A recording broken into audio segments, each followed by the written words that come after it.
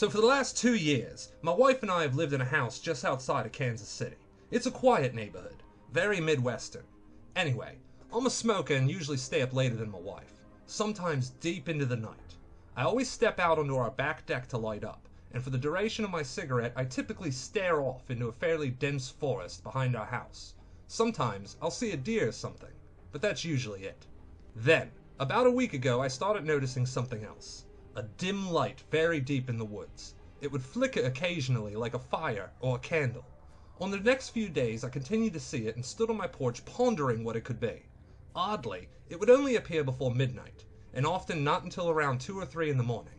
I Google Earthed my house to see if there was any other houses on the other side of the woods. There weren't. Basically, we're on the edge of town. Other strange things started happening around the same time of night.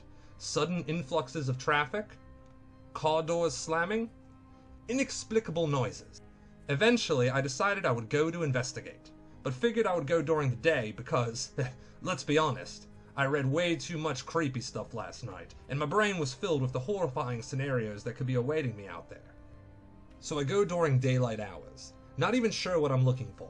We've recently gotten a good bit of snow in KC, so the first strange thing I find is human footprints. There were only a few at first, but as I followed them they grew in number, until the snow was so trampled the dirt was visible. I also saw some sort of fire pit, liquor bottles, and a dirty old coat. I returned to the house and told my wife. In our relationship, I'm definitely the more laid-back one, and I assumed it was a bunch of high school kids who went off to get drunk in the woods. After all, the occurrences were much more frequent on weekends. But in her type A mind, she would have none of it. So the next night she stays up with me. Sure enough, around 2 a.m., things start to pick up again, and that light appears, even brighter than usual. She calls the cops. 2 officers arrive. I explain what's been going on and show them the light. They go off through my backyard and into the woods while my wife and I wait on the deck and watch. The whole time I'm thinking, these poor kids are probably drunk or stoned or both, and I'm gonna be the guy that breaks up the fun. When did I become that guy? But I didn't have much time to think about my advancing years. Oh no, because suddenly, deep in the woods, 2 blazing police flashlights light up the woods and our mouths drop. Silhouetted around the trees and bushes are the shadows of at least 30 very frantic people darting off in every direction. There is shouting and howling and even raucous laughter as the police give chase. It's about this time we realize some of the shadows are running toward us. Then about half of the group burst out of the woods and I finally know what we're dealing with. It's a bunch of naked dudes.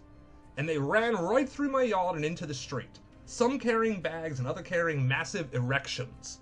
One of them shouted, "Hey there!" to us as they ran by, naked as could be, and into the street. My wife is horrified. I, on the other hand, have fallen in the snow from laughter. The next day the police come back and question me. Turns out they only got one of the guys, and he said I was hosting them. He doesn't know my name, but he pointed to our house as the meetup point. Turns out my house had been the beacon for several gay orgies over the years. The cops question me some more before they find me innocent or whatever. They then advise me to clean up my yard, so I go out there and what do I find? Condoms and dildos and strap-ons galore, just dumped out of panic in my yard. Needless to say, the next trash day was an interesting one.